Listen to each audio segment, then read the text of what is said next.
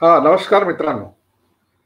सिंधुजन अकॅडमीच्या वतीने आपण पुन्हा एकत्र आलो आहोत आणि आज मला एक नवीन संधी मिळाली आहे देवभाषा आणि भूतभाषा या विषयावर भाषण द्यायची. आपण सतत भेटत आलो आहोत आणि त्यामुळे आपला परिचय आहेच एकमेकांचा. गेल्या वर्षी सप्टेंबर महिन्यामध्ये भूतपिशाच या विषयावर मी भाषण दिलं होतं. ते विस्तृत होतं आणि खऱ्या अर्थाने ते माझ्या दृष्टीने एक नवीन संशोधन होतं की जे मी पहिल्यांदाच सिंधुजन अकॅडमीच्या या मंचावर मांडलं. शोध निबंधाच्या रूपात ते केव्हा तरी मी मांडेल किंवा त्याचा प्रबंध सुद्धा होऊ शकेल.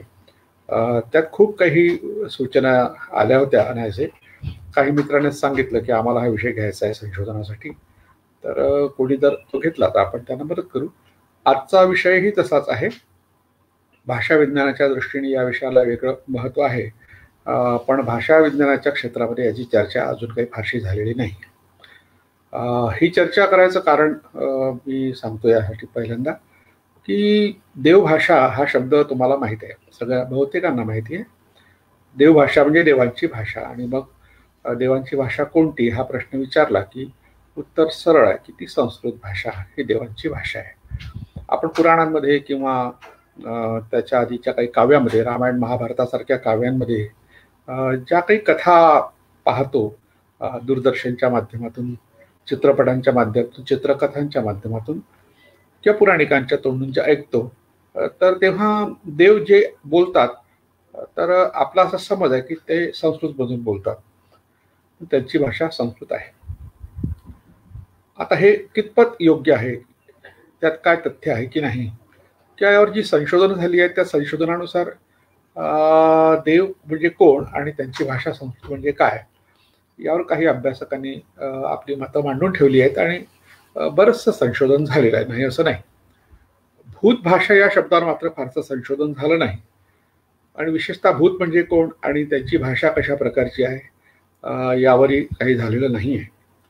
आता हे मला का मांडावं असं वाटतं, त्याचं मुख्य कारण असं आहे की लहानपणापासून मला संस्कृतबद्दलचं एक आकर्षण होतं, आजही आहे, नाही असं नाही. पण संस्कृत भाषा ही समृद्ध भाषा आहे आपल्या देशातली आणि बरीचशी जुनी भाषा आहे. म्हणजे बरीचशी यासाठी म्हटलं की खूप काही जुनी नाही आहे ती. कारण आपण जी संस्कृत ऐकतो किंवा पाहतो किंवा वाचतो ती लौकिक संस्कृत आहे आणि तिचा काळ साधारणतः 2-2,500 वर्षाच्या मागे काही फारसा जात नाही. बुद्धाच्या काळात ती होती की नाही याबद्दल नेमकं सांगता येत नाही, पण बुद्धाच्या आणखी 400-500 वर्ष आधी ज्या संस्कृतमध्ये वेदांची निर्मिती झाली ती वैदिक संस्कृत, तिला वैदिक संस्कृत म्हणतात. तिला छांदस भाषा असे म्हणतात. आणि ती आणि ही पाणिनीय संस्कृत जिला आपण म्हणतो तिला लौकिक संस्कृती म्हणतात. जिच्यात कालिदासाचे ग्रंथ पुढल्या काळात निर्माण झाले किंवा भवभूती किंवा अनेक भास किंवा बाणभट्टासारखं किंवा शूद्रकांची नाटकं, सगळ्या प्रकारचं संस्कृत वाङ्मय तयार झालं, तिला लौकिक संस्कृत म्हणतात. तर तिचं एक दुसरं नाव आहे पाणिनीय संस्कृत, म्हणजे पाणिनीची संस्कृत असा त्याचा अर्थ होतो शब्दशः. म्हणजे पाणिनीने जी व्याकरणबद्ध केली ती संस्कृत. व्याकरणबद्ध केली याचा अर्थ तिला एक शिस्त दिली, तिचं शास्त्र तयार केलं, ती कशी बोलावी, कशी लिहावी, कशी वाचावी वगैरे वगैरे सगळं त्यांनी व्याकरणबद्ध केलं. पण व्याकरण हा भाषेचा एक भाग आहे, एक चौकट आहे, पण तो काही मुख्य भाग नाही आहे. भाषेचा मुख्य भाग आहे बोलणे. भाषा विज्ञानामध्ये त्याची चर्चा खूप झाली आहे आणि वैदिक संस्कृत जी समजायला थोडीशी दुर्बोध होत होती, म्हणून काही लोकांनी तिला समजून घेण्याचा जो प्रयत्न केला त्यातलं पहिलं नाव यास्काचार्यांचं आहे आणि त्यांचा जो निरुक्त हा ग्रंथ आहे, तर त्या ग्रंथामधून तिचं भाषा विज्ञान, तिचे शब्दसंग्रह, वेदातल्या शब्दांचे अर्थ सांगण्याचा, कूट शब्दांचा अर्थ सांगण्याचा प्रयत्न हा झालेला आहे 2-2,500 वर्षामध्ये. तर अशा तऱ्हेने दोन संस्कृतमधला फरक थोडक्यात मी सांगतो, कारण तो आणखी मोठा विषय आहे. आपल्याला फक्त एक मर्यादित विषयातच बोलायचं आहे आणि विशेषतः मी आधीच सांगितलं की त्याचं मला आकर्षण होतं आणि त्याचं कारण असं होतं, मी शाळेमध्ये असताना, मी 7वी-8वीत असताना साधारणतः 70मध्ये, 1970 आणि 70 ते 72 हे 2 वर्ष अमरावतीच्या भाजी बाजार विभागात एक गीता वर्ग होता. किशोरी भगिनी मंडळ तिथे होतं, तेव्हा मुलींनी निर्माण केलेलं असं मंडळ होतं. म्हणजे माई हर्षे नावाच्या बालशिक्षण मंडळाच्या अध्यक्ष होत्या, त्यांनी केलं होतं. पण ज्या मुलीची लग्न झाली नाही अशा मुलींसाठी काहीतरी ॲक्टिव्हिटी पाहिजे म्हणून त्यांनी किशोरी भगिनी मंडळ काढलं आणि त्यांनी गीता वर्ग सुरू केला होता.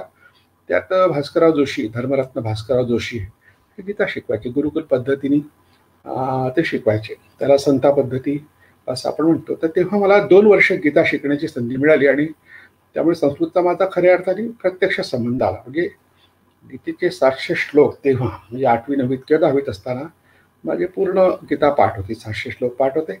त्यामुळे गीतेबद्दलचं आकर्षण किंवा संस्कृतचं आकर्षण माझ्या मनात खूप काळ होतं. पण त्याच्याही पुढे आपण आणखी जावं आणि वेदांना समजून घ्यावं असं मला वाटलं. त्याला कारण असं झालं की अमरावतीला आर्य समाज, जवाहर गेटच्या समोर आर्य समाज नावाची एक संस्था आहे. सत्यवीर शास्त्री त्या ठिकाणी संस्कृतचे एक शिक्षक आहेत. तर तिथे संस्कृत शिकायला मिळतं असं कळल्यामुळे मी तिथे गेलो आणि मग फार मोठी गोष्ट झाली की श्रीपाद दामोदर सातवळेकर, डॉक्टर श्रीपाद दामोदर सातवळेकर वेदमूर्ती या नावाने ते प्रसिद्ध होते.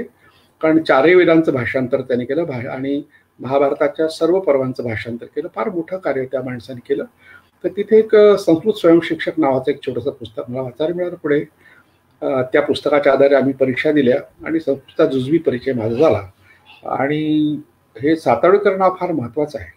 त्याचा उल्लेख पुन्हा पुन्हा मी करतो, सातत्याने करतो. कारण त्यांनी निवड सोपी संस्कृत भाषा शिकण्याची एक सोपी पद्धत विकसित केली असं नाही, तर वेद आणि विशेषतः महाभारतातल्या अनेक संकल्पना ह्या स्पष्ट केल्या. पण त्यांचे उपकार आपल्या सर्वांवर आहे. म्हणून सुरुवातीला या ठिकाणी त्यांचा उल्लेख करतो. तर या त्यांच्या सगळ्या प्रयत्नाचं फलित म्हणजे माझ्या आतापर्यंतच्या संशोधनाची पार्श्वभूमी आहे. आता हे संशोधन कोणी केलं आहे, तर सातवळेकर ज्या काळात हे सगळं करत होते, वेदवाङ्मयाचं भाषांतर आणि महाभारताची भाषांतर हे सगळं कार्य करीत असतानाच इतिहासाचार्य राजवाडे यांचा त्यांचा संबंध आला. आणि मग इतिहासाचार्य राजवाडे यांनी एक मोठा प्रसिद्ध ग्रंथ आहे, आपल्याला माहिती आहे, भारतीय विवाह संस्थेचा इतिहास, त्यामध्ये काही संकल्पना मांडल्या. आणि नंतर त्यांनी नागलोकावर स्वतंत्र नागलोक नावाचा लेख लिहिला. तर हा लेख त्यांच्या महाभारत की समालोचना या ग्रंथामध्ये आला आहे. श्रीपाद दामोदर सातवळेकर यांनी सातारा जिल्ह्यातल्या औंधला त्यांचं स्वाध्याय मंडळ होतं आणि त्या ठिकाणी त्यांनी 1925 आणि 1926 ह्या 2 वर्षी महाभारत की समालोचना या ग्रंथाचे 2 भाग प्रकाशित केले. तर ते माझ्या वाचनात खूप अलीकडे आले, अलीकडे म्हणजे 20, 25, 30 वर्षापूर्वी. आणि त्यातून मग काही नवीन संकल्पना माझ्या मनात आल्या आणि मग मी काही नव्या गोष्टी मांडायला लागलो. नव्या याचा अर्थ की त्या लोकांना माहिती त्या अर्थाने नव्या, पण बहुतेक अभ्यासकांना त्या माहिती आहेत. आणि यवतमाळच्या अमोलकचंद महाविद्यालयामध्ये मी 1983 ते 1995 हा जो 12 वर्षाचा साधारणतः काळ आहे, तर त्या काळामध्ये मी भाषा विज्ञान हा विषय MA फायनलला शिकवला. त्या भाषा विज्ञान शिकवताना मग त्या विषयात ज्या कोणी लिखाण केलंय, डॉक्टर कृपा कुलकर्णी हे फार महत्त्वाचं नाव आहे. मराठी भाषा उद्गम विकास हा त्यांचा ग्रंथ, हा तर अभ्यासक्रमातला एक मूल ग्रंथ आहे. तर त्याच्या आधारे मग आम्ही पुढे गजेंद्र गडकर, मुग पानसई, नंतर डॉक्टर अशोक केळकर या सगळ्या, किंवा मग अलीकडे सुहासिनी लद्दू हे मोठं नाव, ह्या सगळ्यांचं मी वाचन करत होतो. पूरक वाचन म्हणजे आपल्याला शिकवायचं आहे विद्यार्थ्यांना त्या दृष्टीने. तर त्यातून मग भाषेबद्दल एक नवी दृष्टी मला मिळाली. त्यात अशोक केळकर यांच्या वैखरी, परापश्यंती वगैरे वगैरे, मध्यमा या ग्रंथांचा फार मोठा सहभाग आहे. हे सगळे उल्लेख मी यासाठी करतो की आज जो विषय आपण हाताळणार आहोत तो एक लेख आहे. तो जरी लहानसा असला तरी त्यामागची ही जी पार्श्वभूमी आहे आणि भाषेकडे पाहण्याची एक सामाजिक दृष्टी ज्या लोकांनी दिली, त्यात आणखी एक महत्त्वाचं नाव मला आता आठवलं, श्रीपाद महादेव माटे, श्रीम माटे यांचा भाषाभिवृद्धीची सामाजिक दृष्टी हा लेख, हा पाठ आम्ही शाळेत असताना होता अभ्यासाला, पुढे मग महाविद्यालयातही होता शिकत असताना, आणि पुढे शिकवत असताना सुद्धा मी काही महाविद्यालयामध्ये हा लेख शिकवला. अनेक विद्यापीठाच्या अभ्यासक्रमात अजूनही आहे.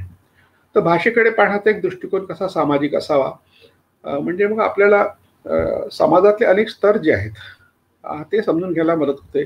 अशा प्रकारचा एक विचार त्या काळात त्यांनी मांडला. आणि खरं म्हटलं म्हणजे या लेखाने भाषेकडे पाहण्याचा एक दृष्टिकोन सगळ्यांचाच बदलवला. एक क्रांतीच झाली, पण त्यांनी त्यात एक कल्पना केली होती किंवा एक संकल्पना मांडली होती की इतर जातीचे लोक जेव्हा त्यांच्या त्यांच्या भाषेत ग्रंथ लिहितील किंवा साहित्य लिहितील तेव्हा भाषा समृद्ध होईल. मग त्यांनी अनेक जातीचा उल्लेख केला होता, त्यांच्या काही संकल्पनांचा उल्लेख केला होता. नंतरच्या काळात मग 1960 नंतर दलित साहित्य, आदिवासी साहित्य अलीकडे, नंतर त्याच्या आधी ग्रामीण साहित्य, ह्या 2-3 प्रामुख्याने प्रवाहांची निर्मिती झाली आणि मग लोकांना कळलं की भाषा इतकी समृद्ध होऊ शकते अनेकांच्या भाषेतून, निवड एका विशिष्ट भाषेतून होत नाही. तर आता भाषेकडे पाहण्याचा एक दृष्टिकोन विकसित झालेला आहे. त्यात खूप काही काम झालेलं आहे, संशोधनं झाली आहेत आणि परदेशामध्ये ससीवर वगैरे अनेक लोकांनी जे काम केलं आहे त्याचाही प्रभाव आपल्याकडल्या भाषेच्या अभ्यासावर झाला आहे. तेव्हा हा विषय फार व्यापक आहे, पण तरीही त्यात काही मुद्दे अजूनही चर्चिले गेले नाही. मराठीच्या मानगुटीवर संस्कृतची वेलांटी या भाषणाच्या वेळी मी सांगितलं होतं की भाषा विज्ञान हा विषय जे मराठीचे प्राध्यापक, इंग्लिश असेल, संस्कृत असेल, हिंदी असेल, कोणताही विषय असेल, त्यात पदव्युत्तर विभागात जेव्हा हा शिकवला जातो तेव्हा एक कंटाळवाणा वृक्ष विषय म्हणून त्याच्याकडे पाहिलं जातं. वास्तविक भाषा आपल्या जीवन मरणाशी निगडीत आहेत. आपल्याकडे पाहण्याचा दृष्टिकोन भाषेमुळे तयार होतो लोकांचा. त्यामुळे आपण इतकी दुर्लक्षित करण्यासारखी ही बाब निश्चितच नाही आहे. पण तरी का होतं? कारण पुढे तो काही शिकण्याचा विषय की शिकण्याचा विषय राहत नाही. पदवी वर्गामध्ये आता बराच काळपर्यंत पदवीपर्यंतच्या वर्गामध्ये भाषा विज्ञान हा अभ्यासाचा विषय नव्हता. ते मी जेव्हा पदवी परीक्षा पास केली तेव्हा नव्हता. पण जेव्हा भाषा विज्ञान विषय शिकवायला लागलो तेव्हा मला असं वाटलं की हा एकदा दुर्लक्षित विषय का राहिला, कारण तो पदवीपूर्व किंवा पदवीच्या वर्गामध्ये हा अभ्यासाला कुठेच नाही. मग पुढे सुरू झाला. सगळ्या विद्यापीठामध्ये आज पदवीच्या अभ्यासक्रमात भाषा विज्ञान हा विषय आलेला आहे. त्यामुळे आताच्या विद्यार्थ्यांना या भाषेबद्दलची एक जाण विकसित झालेली आहे. पण जे शिक्षक या क्षेत्रातले आहे, भाषा विज्ञानातले, ते एकदा अभ्यासाला लागले, शिकवायला लागले की पुढे मग यात काही सखोल अभ्यास करत नाही आणि बहुतेक ठिकाणी, बहुतेक महाविद्यालयामध्ये, अनेक विद्यापीठांमध्ये नोट्स देण्याची पद्धत आहे. त्यामुळे शिकवण्याचा हा विषय नाही असं अनेकांना वाटतं. वास्तविक भाषा हा आपल्या मानवी जगण्याचा एक भाग आहे. म्हणजे आपणच त्याची प्रयोगशाळा आहोत. तर त्यामुळे वेगळ्या प्रयोगशाळेत जायची गरज नाही. असं हे भाषा विज्ञान अतिशय विकसित असं हे विज्ञान आहे. पण तरीही तो शिक्षण क्षेत्रात दुर्लक्षित विषय आहे आणि भाषेच्यामुळे निर्माण झालेले न्यूनगंड हा स्वतंत्र विषय आहे. त्यावर आपण केव्हा तरी चर्चा करू. आज आपण देवभाषा या शब्दासोबत भूत भाषा हा शब्द वापरला आहे. हे भूत भाषा म्हणजे काय हे समजून घेण्याकरता आपण या ठिकाणी पीपीटीचा आश्रय घेऊ. कारण थोडंसं आणखी मुद्देसूद अनेकांनी राहुल अंधारे, सचिन शिंदे, मॅडी सुकाळे, राहुल नंदकिशोर मेहता, प्रकाश तोपे, पंकज आगरी, नरेंद्र सगळ्यांनी स्वागत केलं आहे. मी तुमचं स्वागत करतो आणि आम्ही माझ्या विषयाला आता सुरुवात करतो.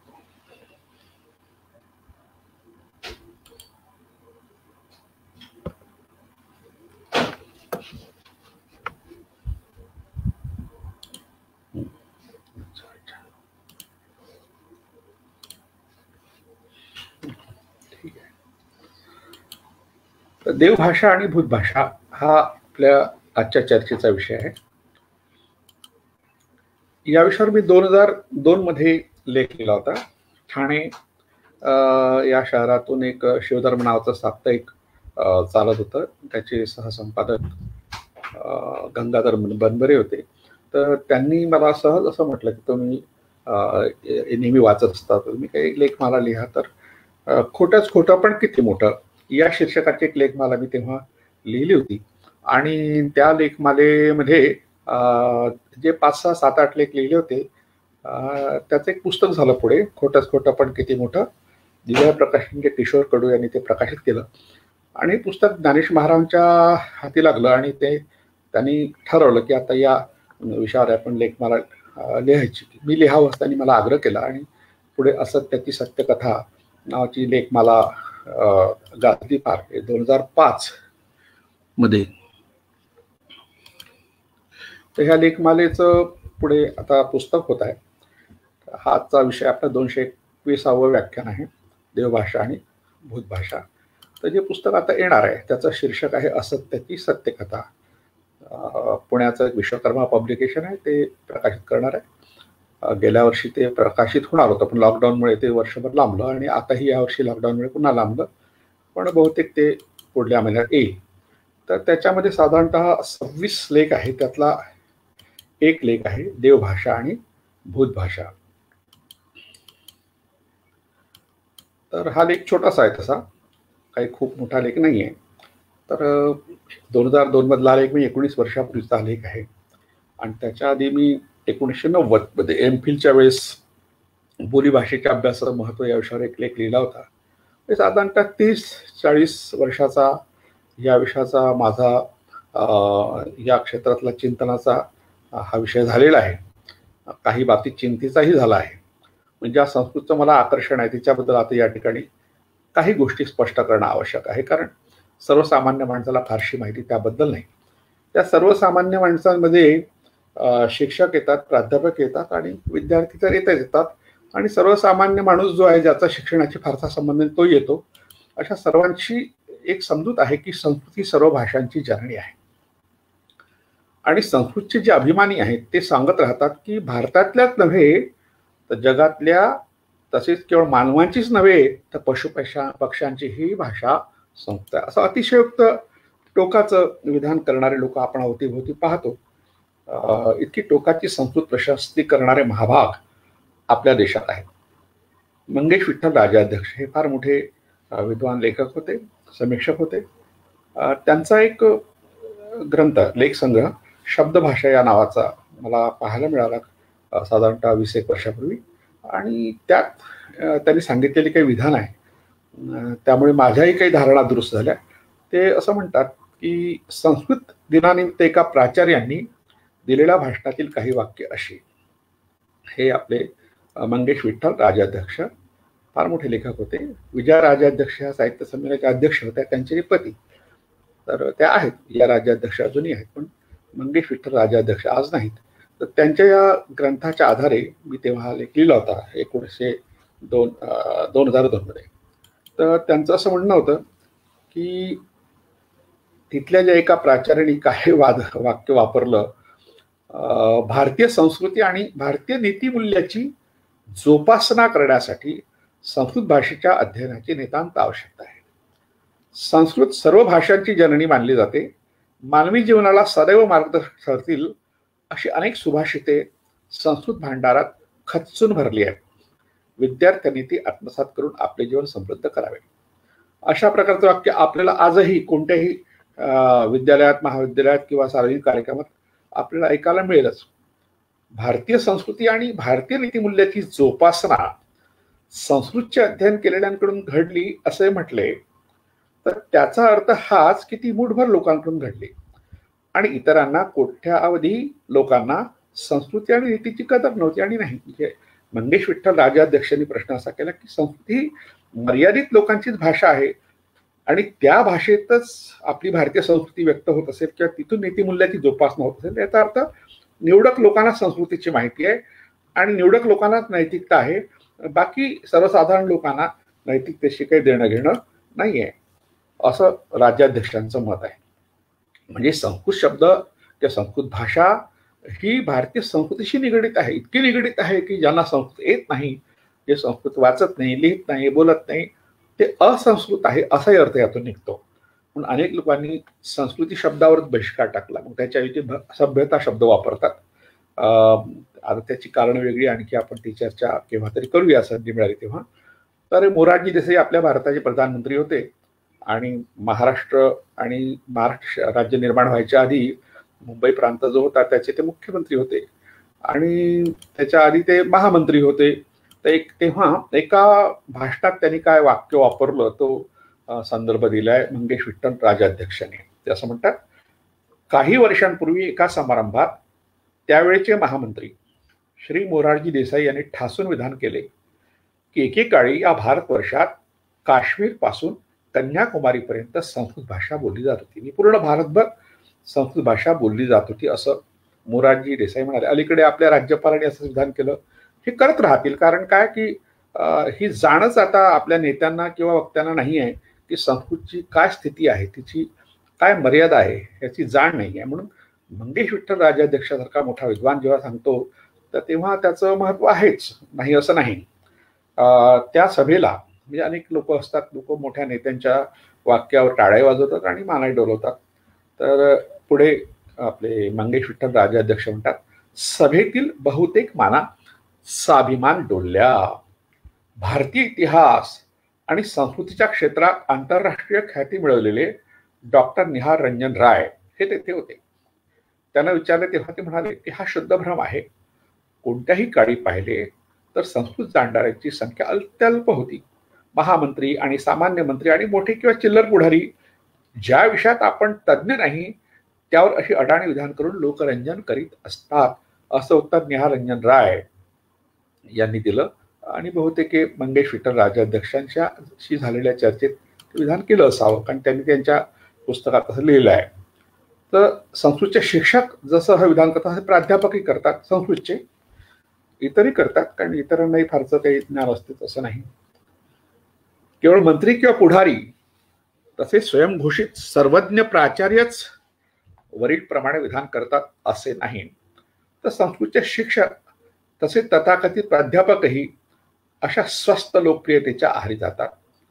सर्वसामान्य नागरिक तसेच विद्यार्थ्यांमध्ये संस्कृत विषयीचे गैरसमज पसरवण्यात त्यांचा नेहमी मोठा सहभाग असतो. अर्थाचा ठिकाण त्यांनीच घेतला आहे असे नाही. अनेक संस्कृताभिमानी मराठीचे शालेय तसेच महाविद्यालयीन शिक्षक या कार्यात पुढे आहेत. एका विद्यापीठीय मराठी शिक्षक परिषदेच्या अध्यक्षपदी विराजमान प्राचार्यांनी तर उपस्थितांना गंभीरपणे सल्ला दिला की मराठीचे ज्ञान वाढवायचे असल्यास संस्कृतचे व्याकरण शिकणे आवश्यक आहे.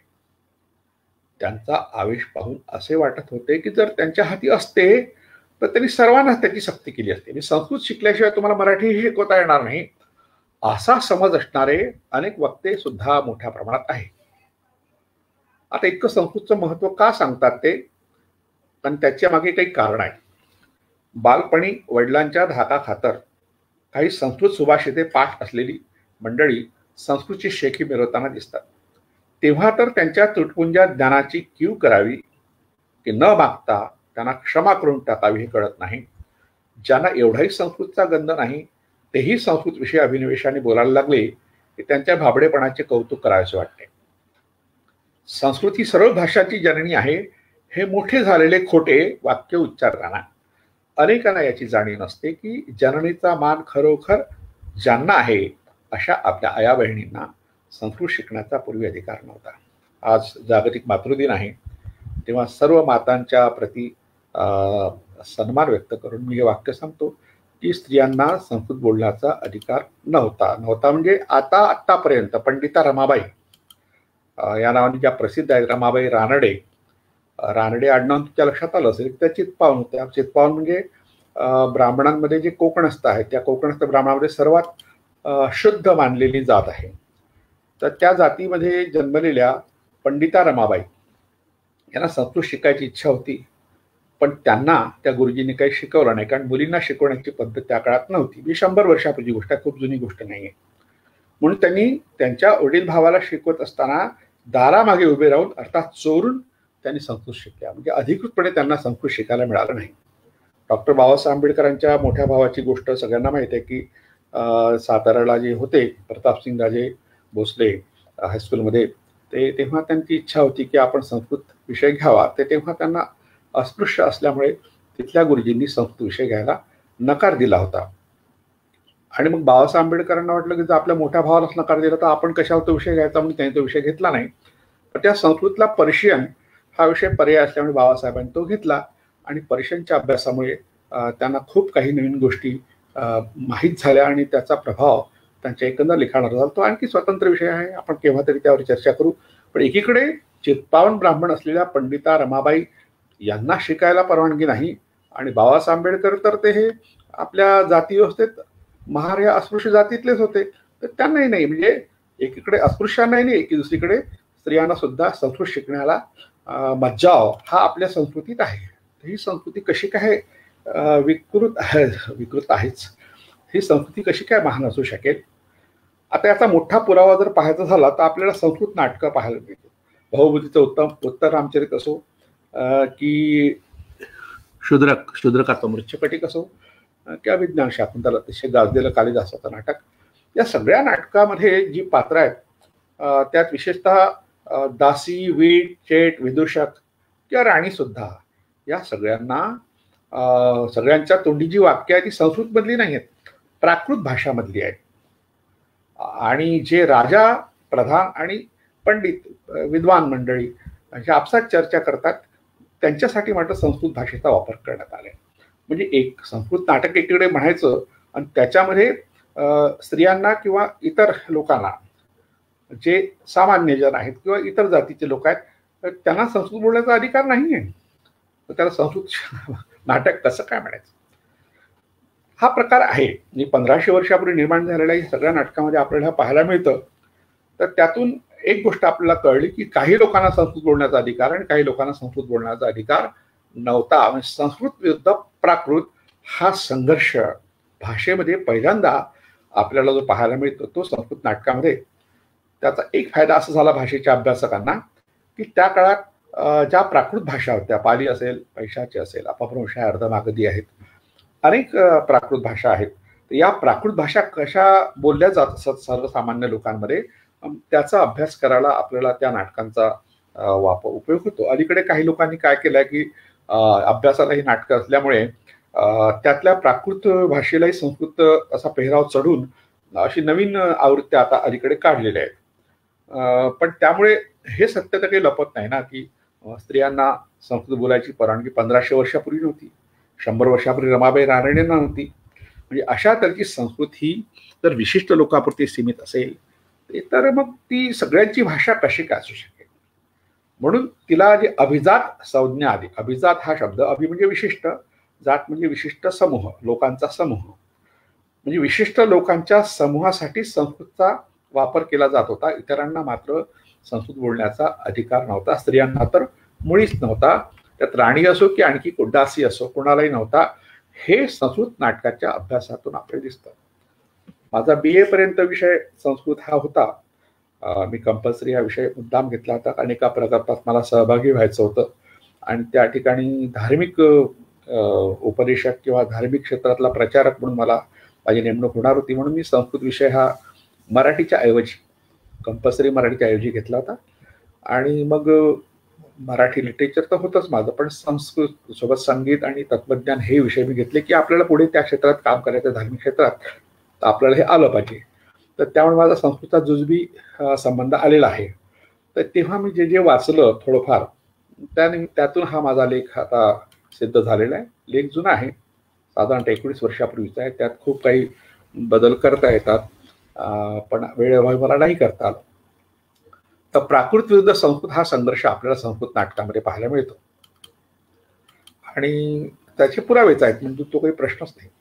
जेव्हा प्राकृत भाषा सर्वसामान्यांच्या, ज्या स्त्रियांचाही समावेश होतो व स्त्रियांचे तत्कालीन समाजात जे स्थान होते त्याचाही बोध होतो, त्या सर्वसामान्यांच्या भाषा होत्या.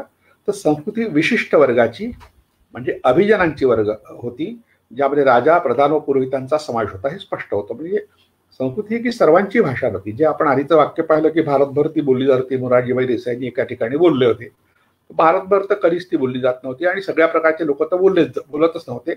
उलट विशिष्ट लोकांची भाषा होती. नाटकामध्ये आपण पाहिलं तर आपल्याला हे दिसतं.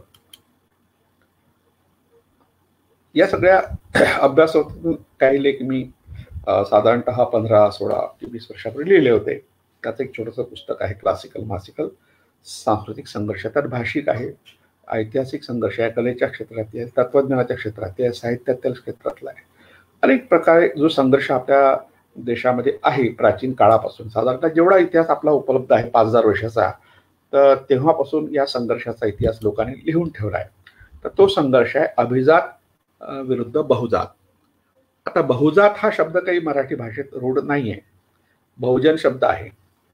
अभिजनापासून अभिजात शब्द तयार झाला असं माझं मत आहे आणि ते खरंही आहे, अनेकांनी मान्य केलं आहे. आता अभिजात शब्दाचा अर्थ व्यापक झाला आहे. क्लासिक म्हणजे उत्कृष्ट या अर्थाचा तो शब्द आज वापरला जातो, पण त्याचा एक विशिष्ट वर्गाशी, सामाजिक समूहाशी संबंध आहे.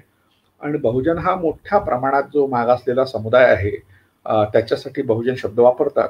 तर त्याची जी संस्कृती आहे तिला बहुजात संस्कृती म्हणावी असं माझं मत 15 वर्षाच्या पूर्वी काही लेखांमधून झालं. त्यामुळे हा उल्लेख या पुस्तिकेचा केलाय मी. अभिजनांचं ते अभिजात, त्याला क्लासिकल आपण म्हणतो, आणि बहुजनांचं बहुजात, त्याला मासिकल म्हणावं, असं माझं मत त्यात मी मांडलं होतं. कारण हा संघर्ष भाषिक संघर्ष आहे, तसाच तो सांस्कृतिक संघर्ष सुद्धा आहे, आणि तो वर्षानुवर्षे चालू आहे. आणि जोपर्यंत माणूस भाषा बोलत राहील तोपर्यंत चालूच राहणार आहे. म्हणजे भाषा हे माध्यम आपल्याकरता व्यक्त होण्याचं एकमेव प्रभावी माध्यम आहे. त्यामुळे आता हा संघर्ष काही संपेल असं काही लक्षण दिसत नाही. म्हणून आपल्याला या विषयात चर्चा करणं आवश्यकच आहे. ही चर्चा टाळणं म्हणजे द्रोह करणं स्वतःशीच, किंवा आपल्याला जे अभिव्यक्ती स्वातंत्र्य भारतीय संविधानाने दिलं आहे ते नाकारणं, म्हणजे भारतीय संविधान नाकारणं असा त्याचा अर्थ होतो. म्हणून या संघर्षाची चर्चा सातत्याने होत राहील. त्यामुळे कोणी काही घाबरण्याचं कारण नाही. आता आपण सरळ सरळ संस्कृतला देवभाषा का म्हणतात या विषयाकडे वळूया. कारण संस्कृत बद्दल जास्त आकर्षण की जास्त पुळका जो येतो तो ब्राह्मणांनाच येतो. म्हणजे ब्राह्मणांचीच भाषा आहे असं अभ्यासकांनी सिद्ध केलं आहे. ती इतरांची भाषा कधीच नव्हती. संस्कृतला इतके महत्वाचे स्थान पंडितांनी का दिले आहे, तर ती धार्मिक पूजापाठाची, मंत्रतंत्राची भाषा आहे. तिला देवभाषा असेही म्हणतात. देव सर्व सृष्टीचा नियंता म्हणून साऱ्या भाषांची ती जननी आहे असा तर्क मग नंतर निघाला. कारण आपण देव आणि ईश्वर हे दोन समानार्थी शब्द वापरतो, आणि ह्या दोन समानार्थी संज्ञा आहेत, एकाच अर्थाचे शब्द आहेत, असा एक समज झाला आहे. आपण केव्हा तरी देवावर स्वतंत्र चर्चा करू तेव्हा मग देवावर जरा विस्तृत बोलता येईल. पण आज थोडक्यात त्यावर बोलूया. कारण भारतीय विवाह संस्थेचा इतिहासाचार्य राजवाडे यांनी लिहिलेला हा ग्रंथ हा पहिल्यांदा प्रकाशित केला श्रीपाद अमृत डांगे यांनी, आणि त्याला त्यांची प्रस्तावना, फार छान प्रस्तावना, अभ्यासपूर्ण प्रस्तावना आहे. आता अलीकडे लोकवाङ्मयगृह या मुंबईच्या प्रकाशनाने त्याला पुन्हा छापलेलं आहे. तर या ग्रंथामध्ये इतिहासाचार्य राजवाडेंनी आर्यांच्या एका गटाचा उल्लेख केला आहे. त्यात त्यांनी असं म्हटलंय की देव हे आर्यांच्या एका गटाचं नाव आहे, एक समूह. इतिहास संशोधकांनी देव हे आर्यांमधील एका गटाचे नाव होते व त्याची सांकेतिक भाषा संस्कृत होती हे सिद्ध केलं आहे. देवा ब्राह्मणाच्या साक्षीने मंगल कार्य पार पाडतात असे आपण ऐकतो. या देव शब्दासोबत ब्राह्मण शब्द येतो, त्याचा अर्थ देव आणि ब्राह्मण असा आपण घेतो. पण देव आणि ब्राह्मण असा होत नाही त्या शब्दाचा अर्थ. एक फार मोठे अभ्यासक होऊन गेले, फार अल्प काळात असते मरण पावले, डॉक्टर अशोक भटकर. त्यांनी प्राचीन भारतीय लोकतांत्रिक शासनाचा इतिहास नावाचा एक ग्रंथ लिहिला. छोटासाच ग्रंथ आहे, 100-1 पानाचा असेल कदाचित. तर त्यात त्यांनी अनेक संशोधकांचा संदर्भ देऊन सिद्ध केलाय की देव हा शब्द ब्राह्मणांसाठीच प्राचीन काळात वापरला गेला होता. संशोधकांनी देव म्हणजे ब्राह्मण असे आपले मत दिले आहेत. यावरून देवभाषा म्हणजे ब्राह्मणांची भाषा असा अर्थ निघतो. आता त्यांच्या ह्या संशोधनाचे परामर्श विस्तृतपणे या ठिकाणी आपल्याला घेता येणार नाही, कारण तो एक स्वतंत्र विषय आहे आणि आपण तेव्हा चर्चा करणार आहोत जेव्हा अशी संधी आपल्याला मिळेल तेव्हा. तर म्हणून आपल्याला एक स्पष्ट होतं की संस्कृत बद्दल जास्त अभिनिवेशी विधान ब्राह्मणच का करतात, त्यांना संस्कृतचा पुळका का आहे, कारण ती ब्राह्मणाचीच भाषा आहे. मधुकर आष्टीकर हे फार मोठे विद्वान होते संस्कृतचे. आपल्या नागपूरच्या मॉरिश कॉलेजला संस्कृतचे प्राध्यापक होते आणि मराठी साहित्य महामंडळाचे अध्यक्ष होते. अनेक क्षेत्रात वावरलेलं हे व्यक्तिमत्व होतं. त्याने एकदा असं म्हटलं होतं की संपूर्ण भारताची राष्ट्रभाषा ही संस्कृत व्हावी, असं त्यांचं ते मत होतं. म्हणूनच संस्कृतचा पुळका ब्राह्मणांना का याची रहस्य उलगडायला बदलते. अधूनमधून देवभाषेला वाचवा म्हणून ब्राह्मण पंडितांच्या आरोळ्या ऐकू येतात. एका संस्कृत पंडिताने तर काही वर्षापूर्वी भारताची राष्ट्रभाषा संस्कृत व्हावी असा आग्रह धरला होता. अर्थात ते विद्वान म्हणजे मधुकर आष्टीकर. यवतमाळला एक फार मोठे विद्वान राहत होते आणि त्यांनी एक मौलिक कार्य केलं आहे. ॲडव्होकेट प्र. देशमुख ते संस्कृतचे फार मोठे पंडित विद्वान होते, मुळात वकील होते, आणि त्यांनी सिंधू संस्कृतीचा सखोल अभ्यास केला होता. विशेषतः त्यांच्या सिंधू संस्कृतीमधली लिपी आहे त्या लिपीचा अभ्यास केला आणि ऋग्वेदात त्यांचा सखोल अभ्यास होता. त्या दोन्ही ऋग्वेदातल्या ऋचा आणि सिंधू संस्कृतीचं उत्खनन, त्या उत्खननात मिळालेले अवशेष याचा संबंध जोडून त्यांनी ह्या ऋचांच्या आधारे हे सिद्ध केलं की सिंधू संस्कृती ही आर्यांनी उद्ध्वस्त केली.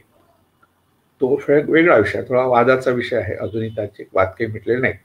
तर 1960 मध्ये सिंधू संस्कृती, ऋग्वेद आणि हिंदू संस्कृती हा ग्रंथ त्यांनी लिहिला आणि मला वाटते 1962 मध्ये तो प्रकाशित झाला. तर्कतीर्थ लक्ष्मण शास्त्री जोशी यांच्या प्राज्ञ पाठशाळा या संस्थेने तो प्रकाश केला. तर त्या ग्रंथात संस्कृतबद्दल काय म्हटलं आहे, संस्कृतचं वास्तव काय आहे, हे आता आपण पाहूया. संस्कृत या शब्दाचा अर्थच मुळी संस्कार केलेली असा होतो. अर्थात कोणत्या तरी भाषेवर संस्कार करून ती तयार झाली, म्हणजे तिच्यापूर्वी कोणती तरी भाषा असली पाहिजे. भाषा या शब्दाने संस्कृत पूर्वीच्या प्राकृतांना संबोधले जायचे. म्हणजे भाषा शब्द आपण सरसकट सगळ्याच भाषांसाठी वापरतो, लँग्वेज या अर्थाने. पण प्राचीन काळी भाषा हा शब्द संस्कृतच्या पूर्वी ज्या भाषा होत्या, प्राकृत भाषा, त्यांच्यासाठी वापरला जातो. संस्कृत शब्दाचा अर्थ होतो त्या भाषांवर संस्कार केलेली. म्हणजे संस्कृत ही नंतरची भाषा आहे, त्याच्या आधी प्राकृत भाषा होत्या. प्राकृत म्हणजे प्राचीन काळी तयार झालेली भाषा. प्राकृतेन प्राकृतम अशी त्याची व्याख्या अभ्यासकांनी केली. यवतमाळ जिल्ह्यात जन्मून जगविख्यात झालेले प्राच्यविद्या पंडित दिवंगत प्र. देशमुख यांनी सिंधू संस्कृती, ऋग्वेद व हिंदू संस्कृती या शोध ग्रंथात म्हटले आहे की आपल्या देशी भाषा प्राकृतापासून निर्माण झाल्या. ठामपणे त्यांनी म्हटलंय. प्रकृती म्हणजे स्वभाव, प्रकृती म्हणजे वैशिष्ट्य आपण म्हणूया त्याला, नैसर्गिकता या अर्थाने. प्राकृत भाषांचे संस्कृत भाषेशी बरेच साम्य असल्यामुळे प्राकृत संस्कृतातून निर्माण झाल्या असे काही विद्वानांचे मत आहे. संस्कृतातील 95% शब्द प्राकृतात असल्यामुळे संस्कृत प्रकृती म्हणजे मूळ व प्राकृत विकृती असे मांडण्याकडे त्यांचा कल आहे. म्हणजे विद्वान लोक असं मानतात की संस्कृतचं उच्चारण ज्यांना नीटपणे जमलं नाही त्या विकृतीतून प्राकृत भाषा निर्माण झाल्या. त्यांच्या मते प्राकृत भाषा स्वतंत्र नव्हती. देशभिन्नत्वाने संस्कृतची विकृती होऊन निराळ्या भाषा निर्माण झाल्या असाव्यात. यात जुने प्राकृत व्याकरणकारी प्राचीन आणि समाविष्ट आहेत. जुन्या व्याकरणकारांनी सुद्धा हीच मतं मांडली आहे. अलीकडेही संस्कृतचे जे प्राध्यापक आहेत, आता ते दिवंगत झालेले तरुण भारताचे संपादक डॉक्टर आपल्या भागवैद्य यांनी असं एकदा लिहिलं होतं, जेव्हा मधुकर आष्टीकरांनी वऱ्हाडी भाषा ही संस्कृतची मूळ आहे असं एक विधान केलं होतं, तेव्हा म्हणजे 1982ची गोष्ट आहे. तर तेव्हा भागवैद्यांनी लिहिलं होतं की ज्यांना संस्कृत उच्चारण नीट जमत नाही त्याच्या चुकीच्या उच्चारणातून प्राकृत भाषा तयार होतात. हे भागवैद्य फार मोठे संस्कृतचे विद्वान होते आणि तरुण भारतासारख्या एक प्रतितीयश प्रस्थापित अशा दैनिकाचे संपादक होते. आणि अलीकडे तर ते म्हणजे राष्ट्रीय स्वयंसेवक संघाचे प्रवक्ते सुद्धा होते. तर अशा एका मोठ्या माणसाने विधान केलं. मग मी तेव्हाच 82मध्ये त्यांच्या विरोधात लिहिलं होतं की वैद्यांना हे माहीत नाही की बोली भाषेपासूनच प्रमाण भाषा तयार होतात. असे वाक्य मी तेव्हा MA फायनलला होतो, लहान होतो, पण तरी त्यांनी ते छापलं आणि त्याचा तो मोठेपणा आहे. नंतर एकदा त्यांची माझी भेट यवतमाळला झाली तेव्हा ते खूप छान चर्चा त्यांनी केली. त्याचा मोठेपणा होता तो जाऊ द्या. व्यक्ती मोठा असला तरी परंपरेचा पगडा त्याच्यावर असतो. अजूनही बऱ्याच संस्कृतच्या प्राध्यापकांवर तो पगडा आहे. म्हणून त्यांचं मत तेच आहे की संस्कृतच्या चुकीच्या उच्चारातून प्राकृत भाषा झाल्या. जे अनेक संस्कृत व्याकरणकारांनी वर्षानुवर्षे मांडलंय, प्राकृत व्याकरणकारांनी मांडलंय, तेच मत मांडत राहतात. तर त्याबद्दल प्र. देशमुखाचं मत आपण पाहूया. तसे असले ते प्राकृतात 5 किंवा 10% शब्द असे आहेत प्राकृत भाषेमध्ये जे संस्कृतात नाही. कारण संस्कृत पासून जर प्राकृत झाले असतील तर ते यायलाच पाहिजे संस्कृतमध्ये. मग प्राकृत जर संस्कृतची विकृती आहे तर प्राकृतात असलेले हे 5 किंवा 10% शब्द संस्कृतात का नसावे, हा ॲडव्होकेट प्र. देशमुखांनी विचारलेला प्रश्न आहे. संस्कृत आणि प्राकृत या समान असलेल्या बहुसंख्य शब्दावरून कोणताही निर्णय करता येत नाही. कारण संस्कृतची प्राकृत झाली आता मूळ प्रकृती प्राकृतपासून संस्कृत झाली तर ही परिस्थिती समान राहणारी आहे. त्यावरून कोणती भाषा कोणत्या भाषेपासून तयार झाली, मूळ प्रकृती संस्कृत अथवा प्राकृत आहे याचा निर्णय होत नाही. हे त्यांच्या ग्रंथातलं विधान जसंच्या तसं घेतलं, त्याचा विस्तार या ठिकाणी नाही करत येतात. पण त्यांचं असं म्हणणं होतं की मूळ भाषा ह्या प्राकृत आहेत. संस्कृत आणि प्राकृतमध्ये बरेचसे मूळ धातू एकच आहेत. प्राकृत त्या दृष्टीने संस्कृतपेक्षा जास्त समृद्ध आहे. संस्कृत हाही प्राकृतचाच भाग, म्हणजे प्राकृतपासून संस्कृत झाली असं त्यांनी मत या ठिकाणी मांडलंय. संस्कृत हे नावच मुळी मूळ भाषेला संस्कार करून बनवलेली भाषा असे दाखवते. रोचांमध्ये आणि यज्ञात उपयोग करण्याची व शिष्टांच्या उपयोगाची संस्कृत भाषा आज जरी प्राकृतपासून भिन्न दिसत असली तरी मुळात त्यांचे ऐक्य असावे. मुळात त्याचा वेगळेपण नाही तर त्याचा कुठे ना कुठे संबंध असावा. संस्कृत आणि प्राकृत या दोन भाषा फार प्राचीन काळापासून चालत आल्या आहेत असे मानण्यास रुचांमधील पुराव्यांचा विचार करणे प्रस्तुत आहे. त्यांनी ऋग्वेदातल्या रुचेचा संदर्भ या ठिकाणी दिला आहे. ऋग्वेदातल्या 10व्या मंडलाची ही ऋचा आहे. सक्तुमिव तितौना पुनंतो यत्र धीरा मनसा वाचमक्रत अत्रा सखायः सख्याने जानते भद्रेशाम लक्ष्मीर्निहितादि वाची. अर्थ त्यांनी दिलेला आहे.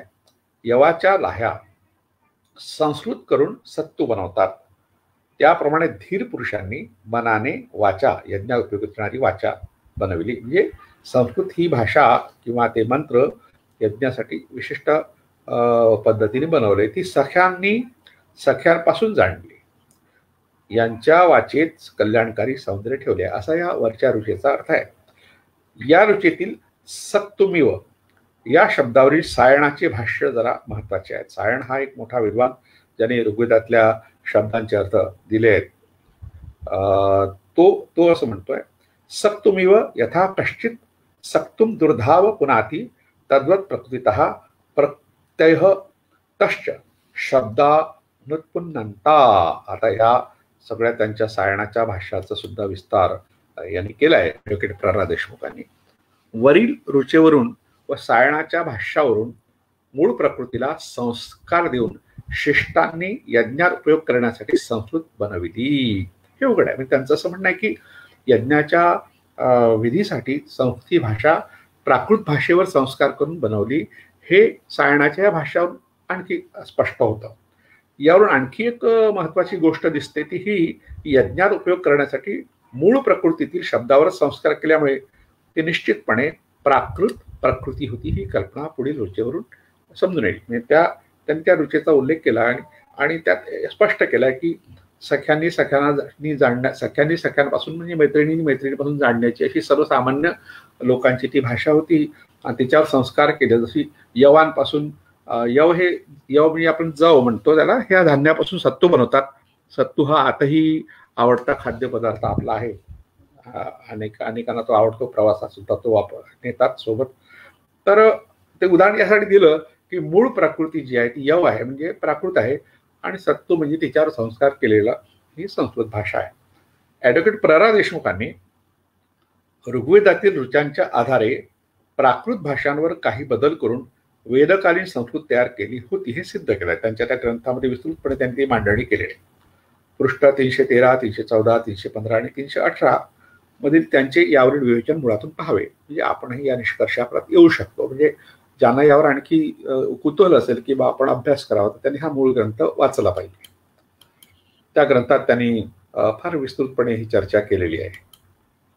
म्हणून भाषेतील जे धातू आहे, धातू म्हणजे शब्दाचं मूळ, जे मूळ क्रियापद आहे, हे आपल्याला शोधण्याकरता वेदातील क्रियापदांचा अभ्यास करावा लागतो. यास्काचार्याचा उल्लेख या ठिकाणी ॲडव्होकेट प्र. देशमुखांनी केला आहे. यास्काने बऱ्याचशा वैदिक कृदंतांची उत्पत्ती भाषेतील धातूंवरून दाखविली आहे. निरुक्तात यास्काने भाषिकेभ्यो धातुभ्यो नयगमा कृतो भाष्यन्ते. निरुक्तामध्ये त्यांनी या भाषेचं वर्णन केलंय. भाषेतील धातूवरून वेदातील क्रियापदांची संगती लागते असे निसंदिग्धपणे म्हटले आहे. भाषा म्हणजे प्राकृत भाषा. प्राकृत भाषेतले जे शब्द आहेत, त्या भाषेतले जे अर्थ आहेत, त्या अर्थावरून आपल्याला वेदांचा अर्थ, वेदातल्या क्रियापदांचा अर्थ शोधता येतो. म्हणजे तुम्हाला त्यासाठी प्राकृत भाषांचा अभ्यास आवश्यक आहे. सर्वसामान्य माणसं जी भाषा बोलतात तिचा अभ्यास आवश्यक आहे असं स्वतः यास्काचार्य म्हणतात. पाणिनीच्या काळातही संस्कृतात भाषेतील अनेक शब्द वाक्प्रचार समाविष्ट करून घेतलेले दिसतात. म्हणजे सामान्य माणसाच्या या प्राकृत भाषांमधले अनेक शब्द पाणिनीच्या काळातही त्याच्या व्याकरणामध्ये आले आहेत. ज्या ठिकाणी असे शब्द आले त्या ठिकाणी स्पष्टपणे पाणिनी इति भाषायाम असा उल्लेख करतो. म्हणजे तो हा शब्द भाषेमधून आलाय, म्हणजे प्राकृत भाषेतून आलाय, हा संस्कृतचा शब्द नाही असं वेगळेपण पाणिनी वारंवार करतो. प्राकृतातून घेतलेल्या शब्दांचा उल्लेख करतो त्याच्या व्याकरणामध्ये. वार्तिककार कात्यायनाचा काळ इसवी सन पूर्व 4थं शतक असून पाणिनीनंतर प्राकृतातून आलेल्या निर्णय रूपाची व्यवस्था लावण्याकरता त्याने वार्तिकांची रचना केली. एक पाणिनीच्या नंतर तो होऊन गेला इसवी सन पूर्व 4थ्या शतकामध्ये, आणि त्यांनी मग पुन्हा संस्कृतच्या व्याकरणाची नव्याने मांडणी केली. महाभाष्यकार पातंजलीचा काळ कात्यायनातून मांडला गेला. कात्यायनोत्तर म्हणजे कात्यायनाच्या नंतर मग होऊन गेला पातंजली. त्यांनी संस्कृतचं महाभाष्य केलं, व्याकरणाची नव्याने रचना केली. पातंजलीने आपल्या महाभाष्यात प्रादेशिक भाषातील क्रियापदावरून संस्कृतातील कृदंते कशी सिद्ध होतात, कृदंते म्हणजे क्रियापदाचं मूळ, तर ही प्रादेशिक भाषेतून कशी तयार होतात हे फार मनोरंजक रीतीने सांगितलं आहे. म्हणजे आता हे 2000 2500 वर्ष 2,500 वर्षापूर्वी त्यांनी ही चर्चा केली आहे. या सर्व विवेचनावरून एक गोष्ट सिद्ध होते की भाषेतील शब्दांचे फार मोठ्या प्रमाणावर संस्कृतीकरण करून यज्ञ व ऋचा निर्मितीसाठी व शिष्टांच्या उपयोगासाठी संस्कृत भाषा निर्माण झाली. ॲडव्होकेट प्रल्हाद देशमुखांनी ह्या सगळ्या व्याकरणकारांचा संदर्भ देऊन म्हणजे लोकांच्या भाषेतून शब्द घेऊन ते आपल्या यज्ञाच्या विधीसाठी जे मंत्र तयार केले, ऋचा तयार केल्या, त्यासाठी त्या शब्दांचं विशिष्ट रूपांतर केलं आहे. म्हणजे त्या रूपांतराला आपण संस्कृत म्हणतो. संस्कृत भाषा अशा तऱ्हेने कृत्रिम पद्धतीने भाषा आहे, धार्मिक पूजापाठाची भाषा आहे आणि विशेषतः यज्ञाच्या कर्मकांडाशी निगडित अशी भाषा आहे. आता तिला देवभाषा म्हणून काय प्रतिष्ठा का मिळाली? प्रतिष्ठा देवभाषा म्हणून संस्कृतला पवित्र मांडण्यामागे पूर्वितांचं काय कारस्थान आहे?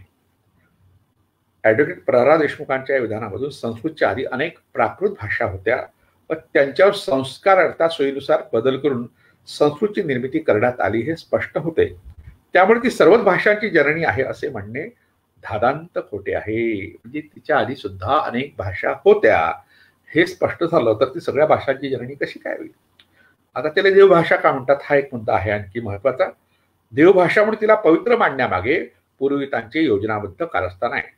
त्यांनी ही देवांची भाषा हे वारंवार पुराणातून अनेक ठिकाणी काव्यग्रंथातून नाटकातून हे मांडले यासाठी की ती प्रतिष्ठित व्हावी, तिला लोकांनी मान्यच केलं पाहिजे. एखादी गोष्ट वारंवार सांगितली गेली की ती लोकांच्या गळी उतरते आणि लोक तिला मान्यता देतात. त्यामुळे आजही जी मान्यता संस्कृतला मिळाली आहे हा योजनाबद्ध कारस्थानचा भाग आहे. या उलट त्यांनी इतरांच्या भाषेला हीन लेखलं. म्हणजे आमची भाषा ती चांगली, तुमची भाषा ती वाईट, आपला तो बाब्यान दुसऱ्याचं ते कार्ट, ही जी एक मानसिकता असते ती मानसिकता या भाषेच्या कडे पाहण्याची दिसते. भूत भाषा, त्यांनी काही भाषांना भूत भाषा म्हटलंय. आता ही भूत भाषा काय आणि ती भारताची सगळ्यात प्राचीन भाषा आहे, तिला त्यांनी हीन लेखलाय. तिच्याबद्दलची माहिती मिळते आपल्याला संस्कृत ग्रंथामध्ये, ती काही चांगली नाही मिळत, नकारात्मक मिळते, सकारात्मक नाही मिळत. तर ती भूत भाषा कोणती आहे तिच्याबद्दल आता थोडक्यात माहिती पाहूया आपण. या ठिकाणी कबीराचं एक वचन आहे, त्याचा उल्लेख मी मुद्दाम यासाठी करतो. त्यांनी असं म्हटलं की संस्कृत है कूप जल, संस्कृत ही विहिरीतलं पाणी आहे. भाषा बहता नीर, भाषा हे प्रवाहित राहते म्हणजे वाहतं पाणी असल्यामुळे ती जास्त शुद्ध राहते. विहिरीतलं पाणी शुद्ध राहील असं नाही, आपण त्यासाठी प्रयत्न करावा लागतो. म्हणजे एका अशा सुधारकाने, एका मोठ्या संतांनी संस्कृतबद्दलचे मत म्हटलं. आपल्याकडे सुद्धा संत एकनाथांनी ही चर्चा केलेली आहे त्यांच्या ग्रंथात. त्यामुळे संस्कृत देवी केली, संस्कृत देवाने निर्माण केली. प्राकृत काय चोरापासूनही आणली, प्राकृत काय चोरांनी आणली. संस्कृत आणि प्राकृत हा संघर्ष, हा भाषिक संघर्ष संतांनी सातत्याने आपल्या वचनामधून मांडलाय. आता ज्या भाषेला आपण भूत भाषा, भूतांची भाषा म्हणतो, त्या भाषेचं नाव आहे पैशाची, पिशाच्यांची भाषा. भूत आणि पिशाच्य हे समानार्थी शब्द मानले जातात. त्याबद्दल आपण गेल्या वर्षी सप्टेंबरमध्ये विस्तृत व्याख्यान दिलं होतं, त्याची पुनरावृत्ती या ठिकाणी करीत नाही. पण असा एक वर्ग आहे ज्यांना भूत म्हटलं गेलं होतं आणि त्यांना पिशाच्य सुद्धा म्हटलं गेलं होतं. तर श्रीपाद दामोदर सातवळेकरांचं मी पहिल्यांदा ऋण मानलं की त्यांनी पिशाच्य शब्दाचा अर्थ, त्याची व्याख्या, महाभारती समालोचना, त्याचा पहिला जो भाग आहे 1925 मध्ये प्रकाशित झालेला, त्यात म्हटलंय, त्यांनी म्हटलंय की पिशितम मांसम अश्नाती इति पिशाच्यः, म्हणजे ज्यांचं मुख्य अन्न मांस आहे, म्हणजे जे मांसाहारी आहेत त्या लोकांसाठी पिशाच्य हा शब्द प्राचीन काळी वापरला जात होता. त्यातल्या त्यात ऋग्वेदामध्ये हा शब्द एकदाच आलेला आहे, खूपदा आला नाही. कारण त्यांच्या दृष्टीने पिशाच्य म्हणजे हीन, ते मांसाहारी आहेत. अर्थात आर्य सुद्धा मांसाहारी होतेच, पण त्यांच्याकरता तो शब्द त्या काळात प्रचलित होता. कारण काही लोक त्यातले मांसाहारी नसतील कदाचित आर्यांमधले, त्यांनी हा वापरला असेल. पुढल्या काळात त्या शब्दाचे हीन अर्थ झाले, त्यावर विस्तृत चर्चा आपण केलेली आहे, पुनरावृत्ती करत नाही. भूत पिशाच्य म्हणून वैदिक व पौराणिक वाङ्मयात ज्यांचा भीतीने तर कधी तिरस्काराने उल्लेख होतो, त्या नागवंशीयांची भाषा भूत भाषा किंवा पिशाच्य भाषा म्हणून ओळखली जाते. म्हणजे नागकुळातले लोक जे आपल्या भारतातले मूळ रहिवाशी होते, सिंधू संस्कृतीचे करते, त्या लोकांची भाषा भूत भाषा म्हणून ओळखली जाते किंवा पिशाच्य भाषा असं तिला म्हटलं जात असत. त्याचं आता भूत आणि पिशाच्य याची चिकित्सा आता जे अभ्यासक करत आहेत मोठ्या प्रमाणात.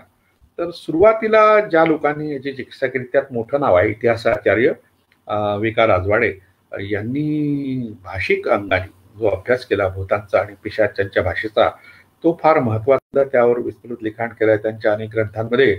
वैदिक धर्मखंड भाग 1 मध्ये ते त्यांनी ग्रंथ त्यावर चर्चा केली. आणि गणेश श्री गणपतीवर त्यांचं एक पुस्तक आहे गणेश मूर्ती नावाचं, तर त्यात सुद्धा त्यांनी त्याची चर्चा केली आहे. म्हणजे अनेकांनी आपापल्या परीने गेल्या 100-150 वर्षामध्ये यावर चर्चा केली आहे.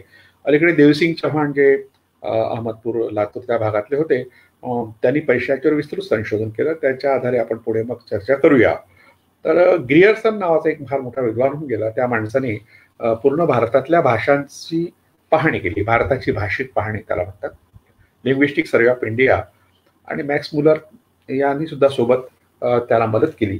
त्या दोघांनी हे भाषा कोविद होते, कोविद म्हणजे विद्वान, तर यांनी पिशाच्य भाषा कोणती होती आणि तिला पैशाची का म्हटलं गेलेलं आहे यावरतीची चर्चा त्यांनी ह्या दोघांनी केलेली आहे. आता आपल्या संस्कृतीमध्ये काही धारणा आहेत भूत पिशाच्या बद्दलच्या, तशाच धारणा यक्ष गंधर्व किन्नर अप्सरा पितर यांच्याबद्दलही आहे. आपण स्वतंत्रपणे मग पितरावर केव्हा तरी चर्चा करू, यक्ष गंधर्व किन्नर यांच्यावर करून अप्सरावर स्वतंत्र चर्चा करू, केव्हा तरी जशी संधी मिळेल तसं आपण या विषयावर चर्चा करूया. तर हा जो वर्ग आहे त्यांच्या ज्या मूर्ती आपल्याला सापडतात अतिशय सुंदर मूर्ती आहेत. दिक्पाल म्हणून दिशादर्शक, दिशांचं रक्षण करणारे म्हणून यक्ष गंधर्वांचा उल्लेख होतो ग्रंथांमध्ये. आणि त्यांच्या मूर्ती सुद्धा मंदिराच्या बाहेर भिंतीवर असतात. काही ठिकाणी स्वतंत्र मूर्ती पूजने त्यांच्या होत्या. यक्षावर स्वतंत्रच आपण चर्चा करणं आवश्यक आहे. तर पण त्यांच्याबद्दल भीतीदायक किंवा त्यांच्याबद्दल नकारात्मक अशी माहिती आपल्याला पुराण ग्रंथामध्ये आढळते. एखाद्या समाजाचे अस्तित्व नाकारायचे असल्यास त्यांना अमानुष किंवा अलौकिक सृष्टीत जमा करायची ही वैदिकांची खेळी होती. वैदिकांनी जाणीवपूर्वक अशा लोकांबद्दल नकारात्मक माहिती दिली, त्यांना अमानुष ठरवून टाकलं. त्यांच्यामध्ये यक्षांचा उल्लेख येतो, गंधर्वांचा येतो, किन्नरांचा येतो, अप्सरांचा येतो, पितरांचा येतो, तसंच भूतपिशांचा येतो. तर भूतपिशाच हा जो सगळा लोकसमूह आहे, ह्या लोकसमूह म्हणजे हा गण समाजातला समूह होता, जे लोकशाहीवादी होते, आत्यंतिक लोकशाहीवादी व्यवस्था मानणारे, अल्ट्रा डेमोक्रेटिक ज्याला स्टेट्स म्हणता येईल किंवा अल्ट्रा डेमोक्रेटिक ट्राईब म्हणता येईल, असे एक समूह होते जे त्यांच्यात आंतरिक लोकशाही होती. पण ज्या लोकांना लोकशाही मान्य नव्हती अशा आर्यांनी, अशा वैदिकांनी त्यांच्याबद्दल विकृत अशी माहिती दिली आहे.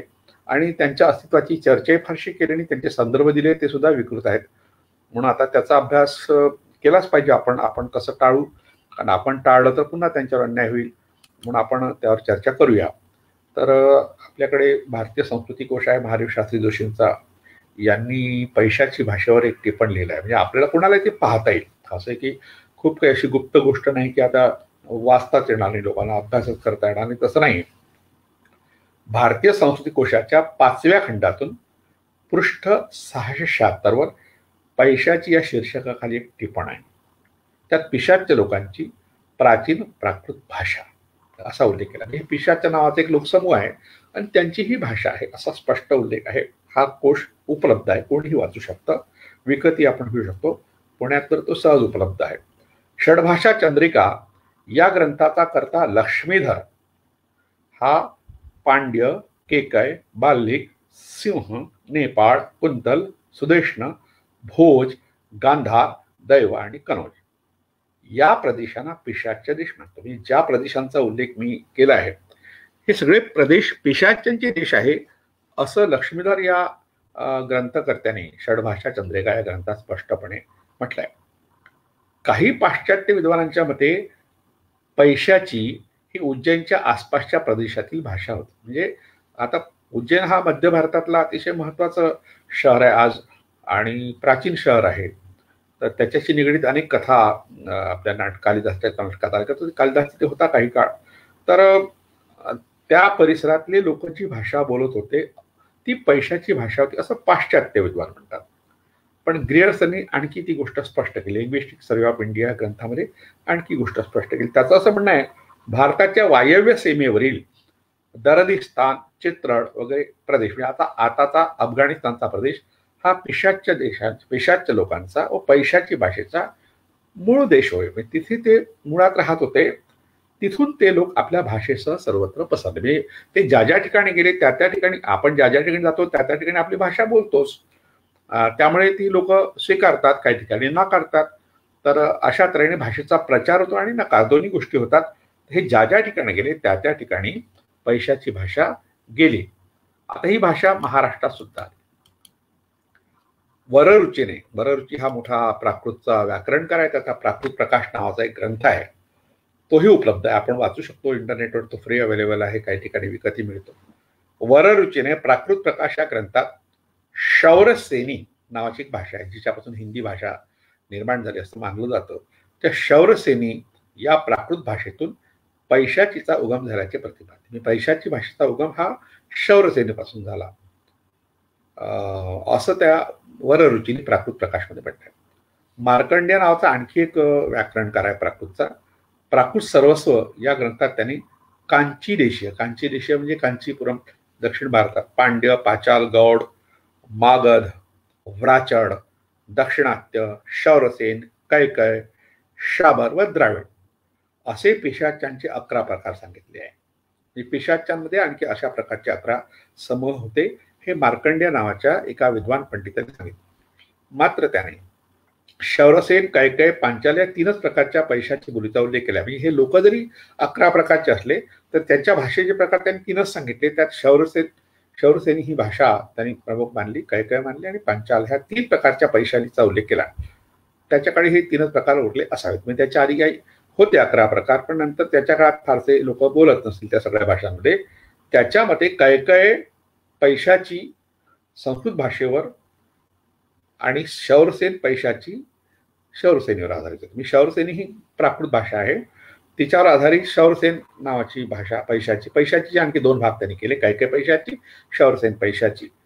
पांचाल पैशाची व शौरसेन पैशाची यात विशेष भेद नाही. म्हणजे पांचाल हा एक भूप्रदेश आहे, शूरसेन हा एक भूप्रदेश होता प्राचीन काळात. तर त्या भागात जे लोक बोलत होते त्यांच्यामधला भाषिक भेद ते फारसा मोठा नाही आहे असं तो म्हणतो. दंडी नावाचा आणखी व्याकरणकार आहे संस्कृतमधला, फार मोठा विद्वान. तर त्यांनी आपल्या काव्यादर्श या ग्रंथामध्ये पैशाची भाषेला भूत भाषा म्हटली आहे. म्हणजे आता आपण भूत भाषा आपल्या मूळ मुद्द्याकडे जातो आहे. भोजदेव नावाचा जो राजा, परमार राजा होऊन गेला आपल्या उज्जैनमध्ये, उज्जैन त्यांचं धार, आता धार ही जे शहर आहे, जिल्हा आहे, हे त्यांचं मूळ राजधानी होती. त्यांनी सरस्वती कंठाभरण हा त्यांचा ग्रंथ आहे गाजलेला. या ग्रंथात उच्च जातीच्या माणसांनी विशुद्ध पैशाची बोलू नये म्हटलं आहे. म्हणजे उच्च जातीच्या लोकांनी पैशाची बोलू नये, म्हणजे जातीभेद, भाषेच्या क्षेत्रातला हा जातीभेद हा स्पष्ट केलाय भोजदेवानी त्याच्या सरस्वती कंठाभरण या ग्रंथामध्ये. म्हणजे हा भाषिक संघर्ष आहे हा तो जातीय सामाजिक संघर्ष सुद्धा आहे, हे आणखी यातून स्पष्ट होतं. आता ग्रियर्सन हा फार मोठा विद्वान होता, त्याचं हे चित्र आपण पाहतो. हे अगदी भारतीय माणसासारखं तो राहत होता, कारण ते खूप काळ तो राहिला आणि त्यांनी खूप काही मोठं काम केलं. ते प्रामुख्याने भाषेच्या क्षेत्रातलं नावाजलेलं काम. लिंग्विस्टिक सर्वे ऑफ इंडिया त्यांच्या ग्रंथाचे 1885 मध्ये त्यांनी मला वाटते 7-8 ग्रंथ, 7 की 10 ग्रंथ, 10-12 ग्रंथ त्यांनी काढले आहे, खंड काढले आहे. हा ग्रियर्सन असं म्हणतो, पैशाची ही पाली भाषेचंच एक रूप आहे. म्हणजे ती काही वेगळी नाही, पाली भाषेतून निर्माण झाली. पाली भगवान बुद्धांनी आपल्या संबोधनासाठी वापरलेली, नंतरच्या काळात जे बुद्धाचे विचार मांडण्यासाठी जे काही ग्रंथ निर्माण झाले ते पाली भाषेत निर्माण झाले. तर त्या पाली भाषेचं एक रूप आहे असं पैशाची, असं त्यांचं म्हणणं आहे. ही भाषा संस्कृतशी पुष्कळ मिळती जुळती असल्यामुळे तिच्यात श्लेषालंकाराला बराच वाव. श्लेष अलंकार वगैरे जे भाषेचं एक सौंदर्य मानलं जातं त्यात खूप वाव आहे, कारण संस्कृतचा प्रभाव तिच्यावर आहेच. गुणाढ्याची बृहत कथा हा महत्वाचा ग्रंथ आहे. गुणाढ्य हा एक मोठा विद्वान सातवाहन राजा, जो हाल सातवाहन राजा होता, तो पैठणचा होता असं मानलं जातं. साधारणतः महाराष्ट्रातला पहिला ज्ञात राजवंश तो सातवाहन राजवंश. काही लोकांनी हा गुणाढ्य जो आहे तो वाशिम, विदर्भातल्या वाशिमचा होता असं म्हणतात. विशेषतः डॉक्टर व्ही कोलते यांचं असं म्हणणं की वाशिम ही नगरी हे गुणाढ्य, त्याला वत्सगुल्म हे नाव होतं प्राचीन काळी, तिथे गुणाढ्य होता. तर त्यांनी बृहत कथा नावाचा ग्रंथ पैशाची भाषेत लिहिला. आणि काही गोष्टी सांगितल्या जातात त्याच्याबद्दल, की त्याचाने जो वाद झाला सातवाहनांशी, हालाशी, तर त्यामुळे मग तो ग्रंथ नष्ट करण्यात आला. पण त्याचं भाषांतर झालेलं आहे. म्हणजे काश्मीरमध्ये सोमदेव आणि क्षेमेंद्र या दोघांनी त्या ग्रंथाचं संस्कृत भाषांतर केलं आणि तेही उपलब्ध आहे. बृहत्कथा उपलब्ध नाहीये. बृहत्कथेतल्या अनेक कथा अनेक ग्रंथांमध्ये आहेत, पण बृहत्कथेचं जे भाषांतर आहे, सोमदेवाचा कथा सरित्सागर हा जो ग्रंथ आहे, तो पैशाची भाषेतल्या मूळ ग्रंथाचं भाषांतर गुणाढ्याचं, आणि क्षेमेंद्राची बृहत्कथा मंजिरी आणि बुधस्वामीचा बृहत्कथा श्लोक संग्रह ही 3 संस्कृत रूपांतर आहे गुणाढ्याच्या बृहत्कथेची. आणि या बृहत्कथेचा प्रभाव सगळ्याच संस्कृतच्या आणि प्राकृतच्या सगळ्या ग्रंथांवर झालेला आहे. फार महत्वाचा ग्रंथ आहे, पण तो मूळ पैशाची भाषेतला होता, हे आपण लक्षात घेतलं पाहिजे. पैशाची ही पिशाच्यांची भाषा आहे, भूतांची भाषा आहे. मग भूत कोण? आपण मागे पाहिलं होतं भूत कोण, तर हे नागकुळातल्या लोकांसाठी हा शब्द वापरला. आता या ठिकाणी आपण पैशाची भाषेची काही वैशिष्ट्य आहे ही देवीसिंग चव्हाणांनी जी मांडली, त्याच्या आधारे मग तर्क आपले महादेव शास्त्री जोशी यांनी भारतीय संस्कृती कोशामध्ये ती लक्षणं सांगितली. काय काय लक्षणं आहेत प्राकृत व्याकरणात या भाषेची लक्षणं सांगितली आहे. न्य, न्य व ज्ञ हे 3 जे अक्षर आहेत त्याच्या ऐवजी आता हा उच्चार तर आपल्याकडे होत नाही. च च ज ज न्य यातला हा अनुनासिक आहे शेवटला.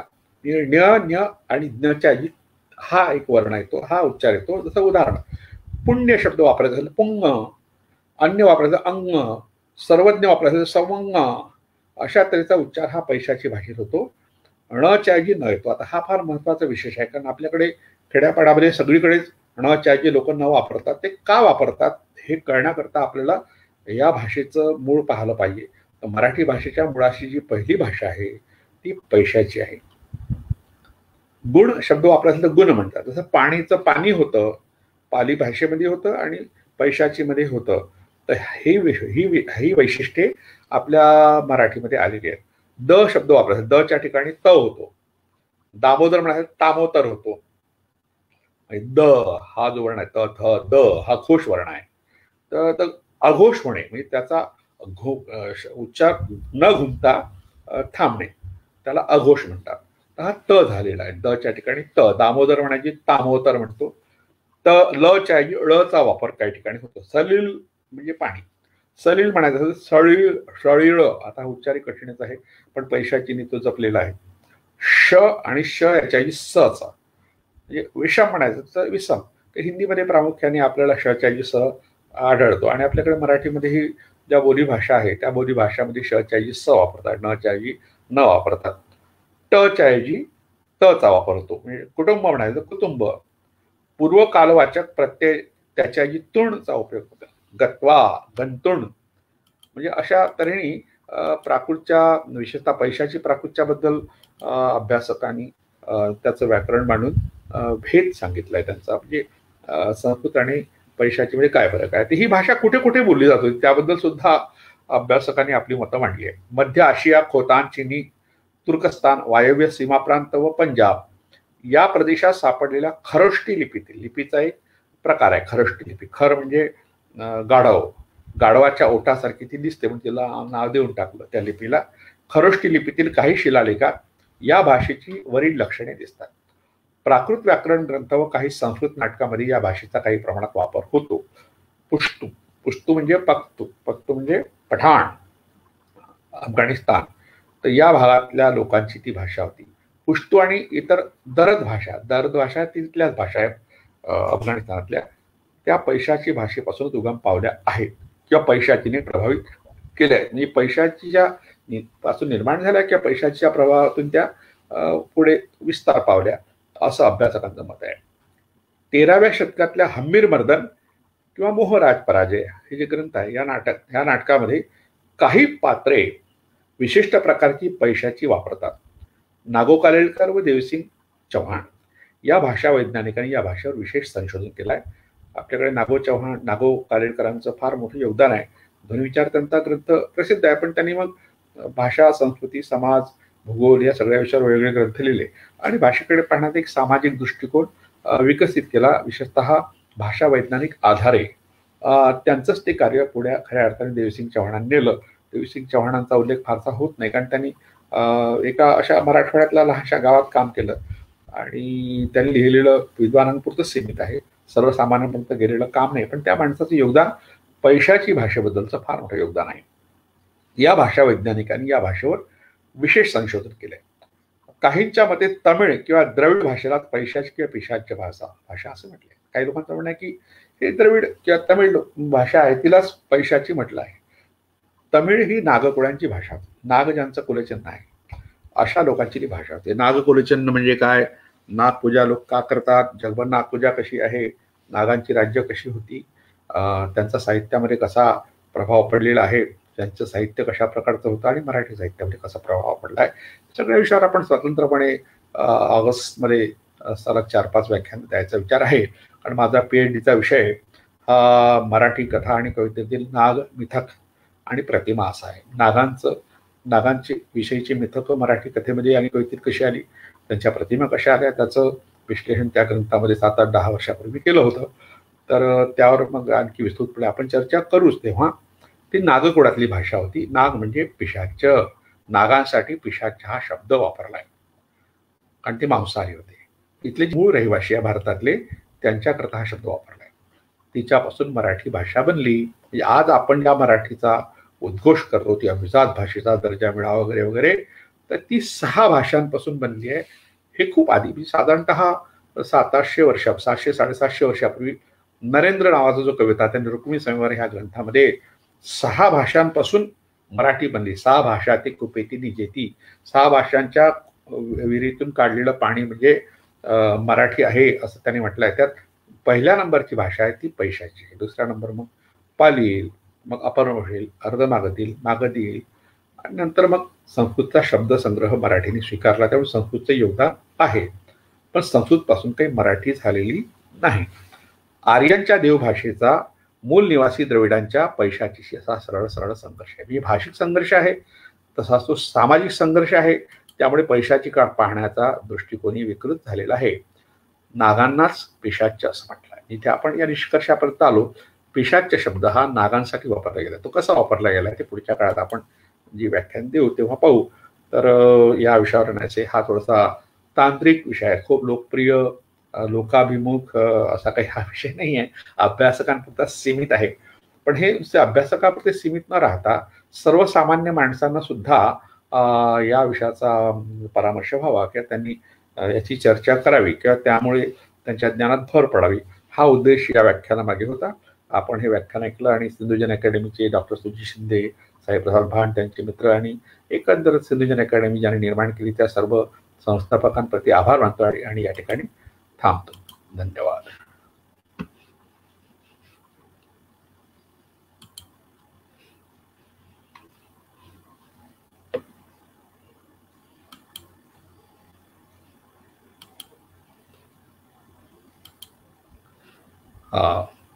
तर मित्रांनो, एका वेगळ्या विषयावर आपण या ठिकाणी चर्चा केली आहे आणि ही चर्चा बरीचशी तांत्रिक स्वरूपाचे काही प्रश्न आलेले आहेत. तर मला असं वाटतं की हरकत नाही त्याची मी थोडासा परामर्श घेतो, कारण भाषणाच्या ओघात तो नाही घेता आला मला. तर काही लोकांनी काही प्रश्न विचारलेले दिसत आहेत, तर त्यांचं काय वेगळेपण आहे त्या प्रश्नामध्ये आपण पहिल्यांदा पाहूया. प्रवीण भोसले, अच्छा, नरेश कटोरे, सुजी शिंदे, शिवाजी भवर, आणखी अक्षय जोंधळे, विजय पालकर. हा एक प्रश्न विचारला आहे, गेला तो प्रश्न. शंकर निकम, ॲडव्होकेट शंकर निकम, संस्कृत भाषेचा उलगडा या ग्रंथात राजवाडे यांनी संस्कृत भाषेवरती प्रहार केले आहेत आणि संस्कृत भाषेची मर्यादा स्पष्टपणे दाखवली. बरोबर आहे. शंकर निकम हे संस्कृत भाषेचे आणि वेदाचे अभ्यासक आहेत, तर त्यांनी पुस्ती जोडली आहे ती आपण मान्य करूया, हरकत नाही. रणजित चंदावाले यांनी चांदावले आर्य समाजाचे संस्थापक महर्षी दयानंद सरस्वती यांचे ग्रंथ पाहावेत, गैरसमज दूर होतील.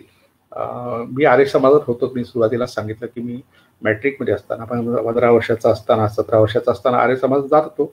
त्या आर्य समाजांचा सत्यार्थ, प्रकाशा ग्रंथ आणि इतरही ग्रंथ मी वाचले. मी आर्य समाजीच होतो, त्यामुळे मला हे सगळं माहीत आहे.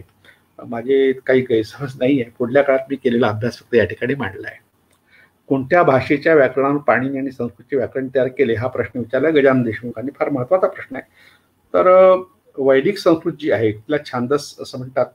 तर ती सुद्धा प्राकृत भाषेचीच निर्मिती आहे. आणि पाणिनीच्या पूर्वी ज्या प्राकृत भाषा होत्या त्यात मी आता उल्लेख केला की पैशाची सगळ्यात जुनी भाषा आहे. पाली सुद्धा जुनी भाषा आहे. अपभ्रंश आहे, मागधी आहेत, अर्धमागधी आहेत. तर तेव्हा ज्या अवतीभोवती भाषा बोलल्या जात होत्या त्या भाषेतले शब्द घेऊन व्याकरण आपल्या मंत्रासाठी मंत्रोच्या उच्चारणाकरता त्यांनी संस्कृत भाषा तयार केली. त्या अनेक भाषांचा उल्लेख त्या पाणिनीनेच केलेला आहे. त्यामुळे आपण पाणिनीच्या आधारे तो पाहूया. एक प्रश्न आहे, पिशाच्ची संस्कृत व्याकरण शास्त्र का इतिहास या महामहोपाध्याय पंडित तिकडे तिकडे जात आहेत. पिशाच्ची भाषा म्हणून गोंडी भाषेचा अभ्यासकांनी त्या जुनी अभ्यास करा. बरोबर आहे. गोंडी भाषा ही सगळ्यात जुनी आहे आणि तसं एकंदरच आदिवासींच्या भाषा ह्या सगळ्यात जुन्या आहेत. आणि आपल्याला भाषेचाही अभ्यास करायचा असेल, संस्कृतीचाही अभ्यास करायचा असेल, दैवतांचाही करायचा असेल, एकंदरच आज ज्या नागरी संस्कृतीमध्ये वावरतो तिचं मूळ शोधायचं असेल की आपले पूर्वजही शोधायचे असतील तर आदिवासींच्या संस्कृतीमध्ये आपल्या पूर्वजांची मुळं आपल्याला सापडतात, संस्कृती सापडते. संस्कृत व्याकरण शास्त्राचा ग्रंथ रणजित चांदावरे महामहोपाध्याय पंडित युधिष्ठिर मीमांसक लिखित ग्रंथ. ठीक आहे, पाहूया. आर आहे तर मी पाहिजे जरूर. धन्यवाद आपण सूचना केल्याबद्दल. कारण हा भाषेचा अभ्यास आपल्याला चालूच ठेवायचा आहे. दुर्मिळ सखोल माहितीबद्दल धन्यवाद. मॅडी सुकाळेने म्हटलंय. धन्यवाद. सतीश सातपुते, रमेश थोरात, अतिशय सुरेख मांडणी केली सरजी, धन्यवाद. मागधी भाषेबद्दल आपण सविस्तर माहिती द्यावी अपेक्षा करतो. तर मागधी आणि अर्धमागधी ह्या भाषा आहेत. तर त्याबद्दल भाषेचा अभ्यास हा स्वतंत्र अभ्यास आहे. आपण केव्हा तरी संधी मिळाली की पाहू, चर्चा करू त्यावर. रमेश थोरात संपतराव साबळे ठिकाणी म्हटलंय की आपापल्या सूचना केल्या. आपण बहुतेकांनी स्वागतच केलंय. त्यामुळे मीही तुमचं स्वागत करतो. आणि आपण चर्चेत सहभाग घेतला. ऋषी बाबा शिंदे, सुंदर माहिती. अच्छा, स्तुती करणारे जास्त, विरोध करणारे काही दिसत नाही फारशी. कारण विरोधी केला पाहिजे. नाही पटलं तर आपण नाही पटलं हे सांगता आलं पाहिजे आपल्याला. कुणाची काही भीती बाळगण्याचं कारण नाही. बरेच लोक मला फोन करतात, सांगतात की आम्हाला भीती वाटते तुमची. म्हटलं भीती वाटण्यासारखं माझ्या व्यक्तिमत्वात काहीच नाही आहे. मी काही असं आक्रमक, माझा चेहरा तर मुळीच नाही आहे, बोलणंही नाही आहे, माझ्या लिखाणात ते नाही दिसत कुठे. तेव्हा आपण संवाद हरकत नाही करायला. आणि संस्कृत भाषेत हा वर्ण आढळत नाही. हा एक प्रश्न हे वर जाते. वर्ण आढळत नाही कारण तो वर्ण मुळात दक्षिणी भाषेतला आहे, पण तो ऋग्वेदामध्ये आहे, वेगळ्या प्रकारचा आहे. ऋग्वेदाची ऋचा आहे. अग्निमेळे पुरोहितम. हा आणि डच्या मधला वर्ण आहे. हा संस्कृतमध्ये नाही आहे पण ऋग्वेदाच्या भाषेत आहे, ऋचेमध्ये. ही तर पहिलीच ऋचा आहे ना ऋग्वेदाची, तर तिच्यामध्ये हा आहे. याचा अर्थ त्या काळात ज्या प्राचीन भाषा होत्या, तमिळ असेल, आज आपण जिला तमिळ म्हणतो, तमिळ पासून ती आली, ती द्रविडांची भाषा आहे, तिथून आलेला आहे. पण तो आहे आजही तमिळ भाषेत उपलब्ध आहे. पिळ्ळे हा शब्द वापरला, पिळ्ळे पिळ्ळे असा उच्चार केला. मला येत नाही तो, पण वऱ्हाडी भाषेत एक उच्चार मिळणार आहे. म्हणजे घागर हा शब्द जो आहे, घागर आपण म्हणतो, त्या घागरीसाठी घळली हा शब्द आहे. घळली हा उच्चार जो करतात वऱ्हाडी लोक, तो तमिळ मधल्या पिळ्ळेशी जवळीक साधणार आहे. आणि विशेषतः ऋग्वेदातल्या अग्निमिळे पुरोहितम या हा आणि डच्या मधला आहे. त्याला अग्निमिळे असा उच्चार काही लोक चुकून करतात, तो तसा नाही आहे.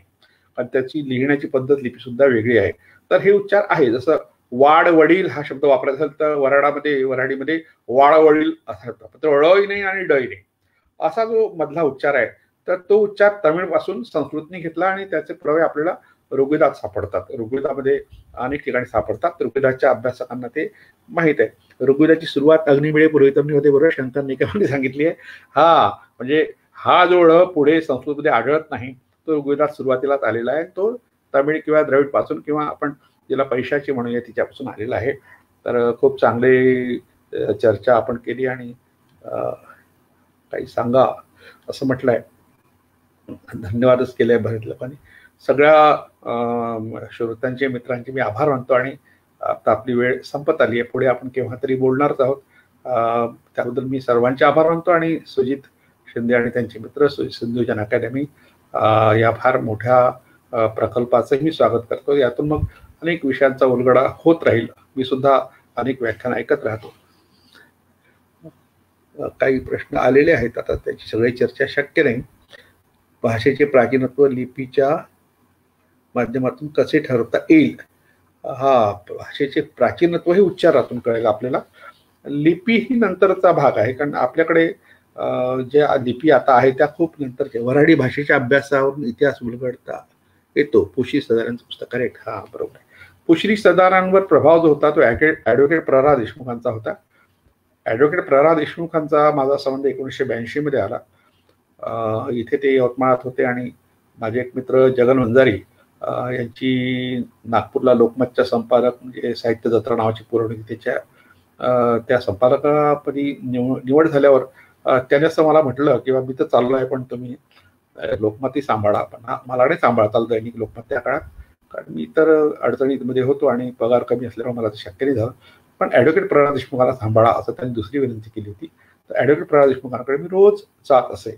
तर त्यांच्या बऱ्याचशा निष्कर्षांचा अंतर्भाव पुश्री सदार यांच्या ग्रंथामध्ये आहे.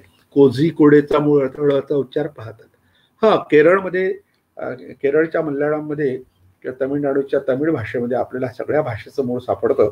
म्हणून आपण दक्षिण भारतातल्या भाषा, अगदी आपल्या जवळ असलेली कन्नड आहे, तेलुगू आहे, ह्या जवळच्या भाषा महाराष्ट्राला लागून. आणि पलीकडे तमिळ एक फार मोठे विद्वान अभ्यासक आहेत विश्वनाथ खैरे नावाचे.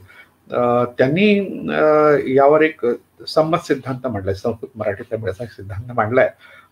त्यांनी मग भारतीय भाषांचा मागोवा, भारतीय मिथ्यांचा मागोवा किंवा मराठी भाषेचे मूळ असे काही द्रविड महाराष्ट्र नावाचे ग्रंथ लिहिले. त्या ग्रंथामध्ये त्यांनी ही सगळी मांडणी केली आहे. आणि मला ते एम ए पार्ट 2 म्हणजे फायनलला शिकवताना 1982 ते 1995 12-13 वर्ष मी ते सगळे लेखन वाचलं. नवीन नवीन लेखन येत होतं आणि महाविद्यालयातल्या ग्रंथालयात ग्रंथ खरेदी जबाबदारी माझ्याकडे असल्यामुळे मी ते माझ्या आवडीचे ग्रंथ खरेदी करत होतो कॉलेजच्या पैशाने. पुढे मग माझ्या पैशाने सुद्धा मी खरेदी केले. त्यातून मला खूप नवीन माहिती मिळाली. म्हणजे हे सगळं आपण वाचलं पाहिजे तरच आपल्याला हे मिळेल. नुसतं विशिष्ट एक पाठ्यपुस्तक आहे आणि त्याच्या आधारित आपण पुढे गेलो तरच आपलं ज्ञान वाढेल असं नाही. पूरक ग्रंथही अशोक केळकरांनी या क्षेत्रात अलीकडे मोठं काम केलं आहे. मला जे 2-3 माणसं महत्वाची वाटतात त्यात नागो कालेलकर आहे, देवसिंग चव्हाण आहेत, अशोक केळकर आहेत. या लोकांनी आता अलीकडे कल्याण काळे गेले तर त्यांनी सुद्धा या क्षेत्रात मोठं काम केलं आहे. ॲडव्होकेट प्रल्हाद देशमुखांनी संस्कृतच्या आणि प्राकृतच्या अभ्यासातून त्यांचे ग्रंथ, 2च ग्रंथ त्यांचे आहेत. एक सिंधू लिपीवरचा त्यांचा ग्रंथ आहे इंडस स्क्रिप्ट सिव्हिलायझेशन आणि ऋग्वेदा, त्यात लिपीवर जास्त चर्चा आहे. इंग्लिशमधला ग्रंथ आहे. आणि ऋग्वेद, हिंदू संस्कृती आणि सिंधू संस्कृती हा जो ग्रंथ आहे तो मराठीतही आहे. पण हे सगळे ग्रंथ आता उपलब्ध नाही आहेत, पण पुढे मागे ते उपलब्ध होतील असा प्रयत्न आपण करूया. धन्यवाद. ठीक आहे, पुन्हा भेटूया.